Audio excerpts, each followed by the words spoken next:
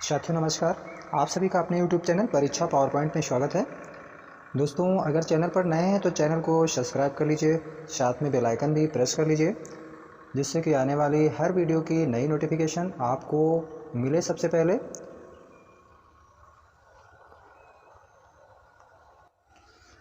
तो दोस्तों आज की इस वीडियो में मैं आप सभी के लिए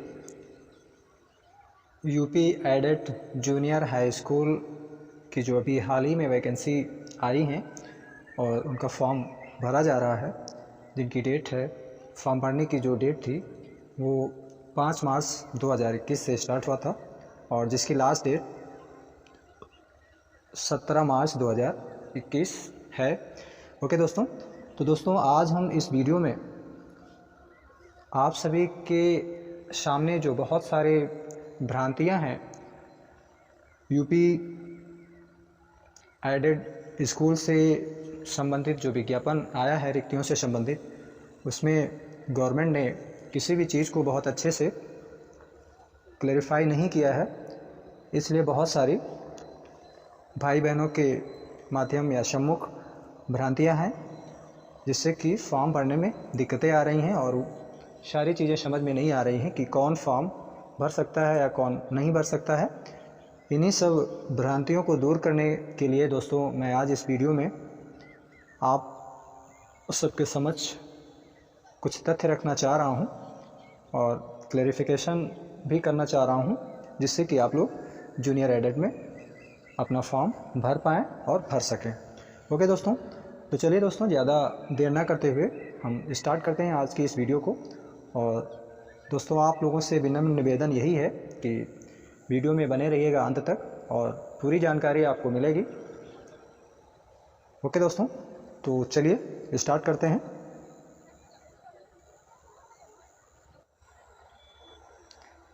तो दोस्तों आप देख सकते हैं कि मैं आपको दिखाना चाह रहा हूं और बताना भी चाह रहा हूं। आप देख सकते हैं कि यहाँ पे ये लिखा हुआ है UP aided junior high school eligibility से संबंधित कुछ तथ्य हैं। मैं आप लोगों के सामने इनको रखना चाह रहा हूं और आप लोगों को विश्वास दिलाना चाह रहा हूं कि आप लोग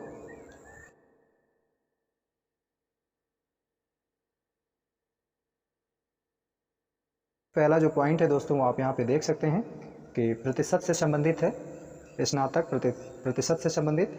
आप यहाँ पे देख सकते हैं ये स्नातक में 50% कम से कम होना चाहिए। ये जो एलिजिबिलिटी है बोर्ड ने निर्धारित की है।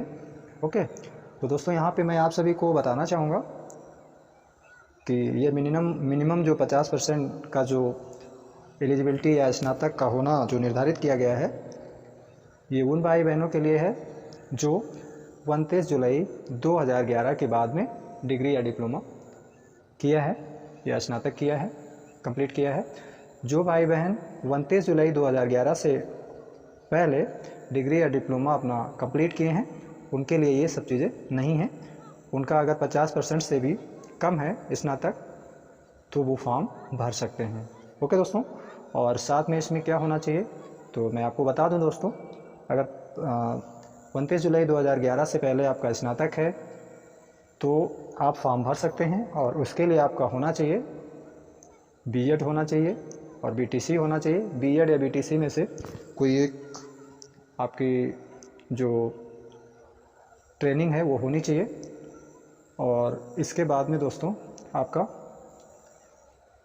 जो सीटेड या यूपीटेड के द्वारा जो टीचर एलिजिबिलिटी टेस्ट है वो भी आपको पास होना चाहिए और वो पास होना चाहिए आपको जूनियर वाला।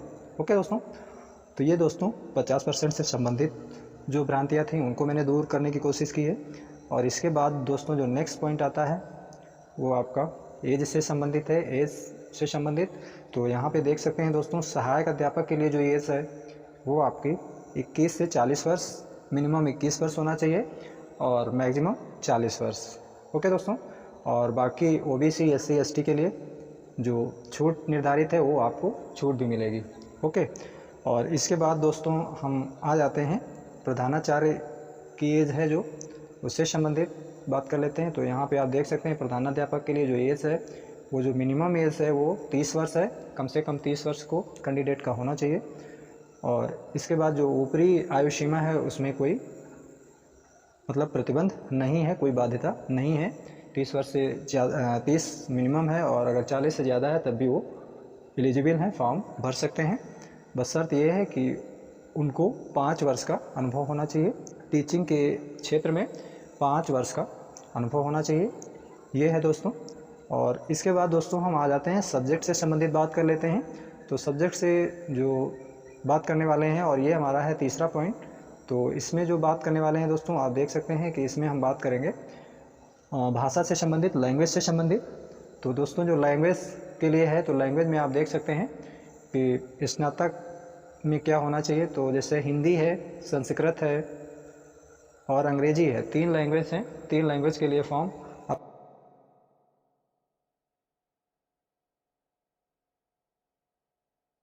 से अगर आपके पास 2 वर्ष तक होना आवश्यक है, मतलब अगर आप हिंदी ग्रेजुएशन में आपके पास है और हिंदी से आप फाइनल ग्रेजुएशन नहीं है, अगर फर्स्ट ईयर और सेकेंड ईयर आपके पास हिंदी रही है तो आप फॉर्म भर सकते हैं। और इसी तरीके से अगर आपके पास संस्कृत है और संस्कृत जो है वो 3 वर्ष तक पूरा नहीं है, कहने का मतलब ये है कि 2 वर्ष तक रही है लगातार, पहले और दूसरे वर्ष, तब आप फॉर्म भर सकते हैं। अगर 3 साल तक भी रही है तब तो आप भर ही सकते हैं, उसमें कोई डाउट नहीं रह जाता है। इसी तरीके से इंग्लिश के लिए भी दोस्तों हैं, इंग्लिश भाषा जो है उसके लिए भी अगर आपके पास ग्रेजुएशन में किसी दूसरे सब्जेक्ट के साथ में आपका 2 साल तक अगर अंग्रेजी रहा है कम से कम, तो आप फॉर्म भर सकते हैं अंग्रेजी भाषा के लिए। और अगर 3 साल तक रहा है तब तो बहुत अच्छी बात है, उसमें कोई डाउट नहीं रह जाता है। ओके दोस्तों, तो ये भाषा से संबंधित है।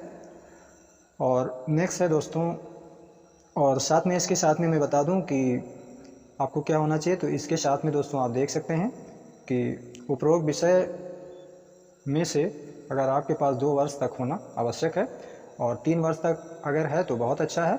और साथ में आपको बीएड होना चाहिए, बीएड या बीटीसी, आज के समय में जो डीएलएड के नाम से जाना जाता है, किसी एक में ट्रेनिंग होनी चाहिए। और साथ में यूपी टेट या सी टेट कोई एक पास होना चाहिए, वो भी आपका जूनियर का होना चाहिए। तो ये दोस्तों कला वर्ग का अभ्यर्थी के लिए है, ठीक है। और इसके बाद में दोस्तों आगे बढ़ते हैं, आगे आपको दिखाते हैं। आगे दोस्तों हम आ जाते हैं एसएसटी से संबंधित बात कर लेते हैं। एसएसटी से भी संबंधित बहुत सारी भ्रांतियाँ हैं, लोगों के मन में कन्फ्यूजन्स है, तो यहाँ पे एसएसटी से संबंधित भी बात कर लेते हैं। ओके, तो चलिए एसएसटी के बारे में भी दोस्तों वही चीज़ है। तो यहाँ पे देख सकते हैं कि एसएसटी में दोस्तों हमारे पास क्या क्या होना चाहिए। तो आप देख सकते हैं कि स्नातक में अगर आपके पास इतिहास, भूगोल, राजनीति शास्त्र और अर्थशास्त्र, तो ये सारी चीज़ें दोस्तों एसएसटी के अंतर्गत आती हैं, चारों सब्जेक्ट। तो दोस्तों यहाँ पे मैं आपको बताना चाहूँगा, यहाँ पे आयोग ने कोई कम्बिनेशन नहीं दिया है, कोई 2 विषयों का कम्बिनेशन यहाँ पे नहीं दिया है। तो यहाँ पे दोस्तों हम ये कहना चाहेंगे कि अगर आपने स्नातक में इतिहास, भूगोल, राजनीति शास्त्र या अर्थशास्त्र में से कोई एक विषय आपने फाइनल तक अगर रखा है, अपने बीए के तीनों वर्षों तक रखा है, कोई एक सब्जेक्ट इसमें से, चारों में से, तो आप फॉर्म भर सकते हैं। आपकी एलिजिबिलिटी फॉर्म भरने की होती है, बनती है। ओके दोस्तों, और इसके बाद में दोस्तों हम आगे बढ़ते हैं। तो आगे आपको दिखाते हैं कि क्या होना चाहिए।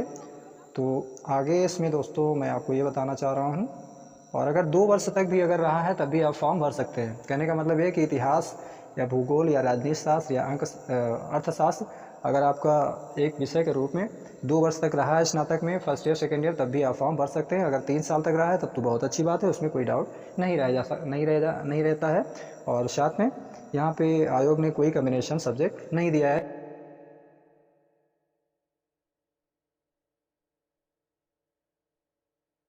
है, ओके। और इसके बाद में दोस्तों यहाँ पे आपको क्या होना चाहिए। तो यहाँ पे एक चीज़ और है कि जो भाई बहन बीकॉम किए हुए हैं वो भी फॉर्म इसमें डाल सकते हैं, क्योंकि बीकॉम जो है, कॉमर्स जो है, या वाणिज्य हिंदी में कहें तो ये आपका अर्थशास्त्र के अंतर्गत आता है, तो वो भी फॉर्म भर सकते हैं। अगर उनका बीकॉम उन्होंने किया है तो वो फॉर्म भर सकते हैं, बशर्ते ये है कि वो बीएड या बीटीसी या डीएलएड कोई एक डिप्लोमा ट्रेनिंग वाला किए हों। और साथ में सीटेड और यूपीटेड जो जूनियर का है, 1 से 8th लेवल का है, वो पास होना चाहिए। ओके दोस्तों, तो ये एलिजिबिलिटी है। और इसके बाद में दोस्तों आगे बढ़ते हैं। आगे दोस्तों हम आ जाते हैं विज्ञान वर्ग में। तो विज्ञान वर्ग में मैथ और साइंस के लिए यहाँ पे जो कन्फ्यूजन्स हैं उनको भी मैं दूर करना चाह रहा हूँ आप सभी का। तो यहाँ पे दोस्तों आप देख सकते हैं विज्ञान वर्ग में क्या क्या होता है। तो जैसे कि बीएससी जिसको हम बोलते हैं, तो बीएससी कुछ लोग मैथ से करते हैं और कुछ लोग बायो से करते हैं। तो बायो के लिए जो सब्जेक्ट हैं दोस्तों वो क्या हैं, तो यहाँ पे आप देख सकते हैं कि बायो के लिए जो सब्जेक्ट हैं वो क्या होते हैं, ज़्यादातर लोग पीसीएम फिज़िक्स केमिस्ट्री और मैथ लेते हैं। तो जिन लोगों ने फिज़िक्स केमिस्ट्री मैथ लिया है तो वो भी मैथ और साइंस के लिए अप्लाई कर सकते हैं। और साथ में जिन्होंने बायो लिया है मेन सब्जेक्ट और उसके साथ में केमिस्ट्री बॉटनी और जूलॉजी ले रखा है, तो वो लोग भी विज्ञान वर्ग में फॉर्म भर सकते हैं। साइंस और मैथ और साइंस वर्ग में फॉर्म भर सकते हैं। और इसके बाद जो कैंडिडेट एग्रीकल्चर से बीएससी किए हैं वो भी इस कैटेगरी में आ सकते हैं और वो भी फॉर्म भर सकते हैं। और इसी के साथ में हम कहें होम साइंस से जो बीएससी किए हैं वो भी साइंस ग्रुप में आते हैं, वो हमारे भाई बहन भी फॉर्म भर सकते हैं, वो भी एलिजिबल हैं। ओके दोस्तों। और इसके अतिरिक्त उनका क्या होना चाहिए, तो इसके अतिरिक्त उनको बीएड और बीटीसी या डीएलएड कोई एक होना चाहिए, तब वो फॉर्म भर सकते हैं। हाँ दोस्तों, और इसी के बाद में बीएड बीटीसी और डीएलएड में से कोई एक होना चाहिए। बीटीसी डीएलएड दोस्तों एक ही चीज़ है।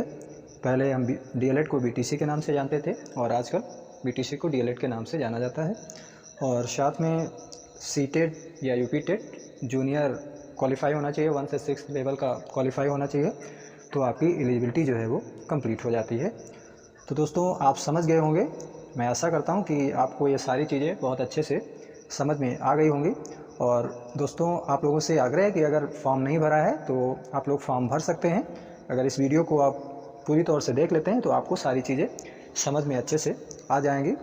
और ये जो वीडियो मैंने बनाया है बहुत मेहनत करके, बहुत अच्छी जानकारी प्राप्त करने के बाद मैंने बनाया है। ऑथेंटिक जानकारी है, कोई वैसी दिक्कत वाली बात नहीं है। तो दोस्तों मैं आशा करता हूँ कि ये वीडियो आप सभी को बहुत अच्छी लगी होगी। अगर आपको अच्छी लगती है तो आप अपने दोस्तों में भी शेयर कीजिएगा, जिससे कि वो लोग भी अपना फॉर्म अप्लाई कर पाएँ और उनकी जो फॉर्म भरने के लिए जो एलिजिबिलिटी हैं और जो भ्रांतियाँ थीं वो अगर इस वीडियो के माध्यम से दूर हो जाती हैं और फॉर्म वो अप्लाई करते हैं तो उनके लिए बहुत अच्छा होगा। क्योंकि अभी तक बोर्ड ने कोई बहुत अच्छा क्लैरिफिकेशन नहीं दिया है, तो मैंने ये जो भ्रांतियाँ थी उनको दूर करने की कोशिश की है। और आप लोग फॉर्म भर सकते हैं जो मैंने बताया है उसके हिसाब से। अगर आप एलिजिबिलिटी कंप्लीट करते हैं तो आप अपना फॉर्म ज़रूर डालें, ज़रूर भरें। ओके दोस्तों। तो दोस्तों इसी के साथ में मैं आप सभी से इस वीडियो से विदा लेना चाहूँगा और मिलता हूँ दोस्तों नेक्स्ट वीडियो में नेक्स्ट अपडेट के साथ में। ओके दोस्तों। तो दोस्तों आप सभी को वीडियो देखने के लिए बहुत बहुत धन्यवाद। नमस्कार, जय हिंद, जय भारत।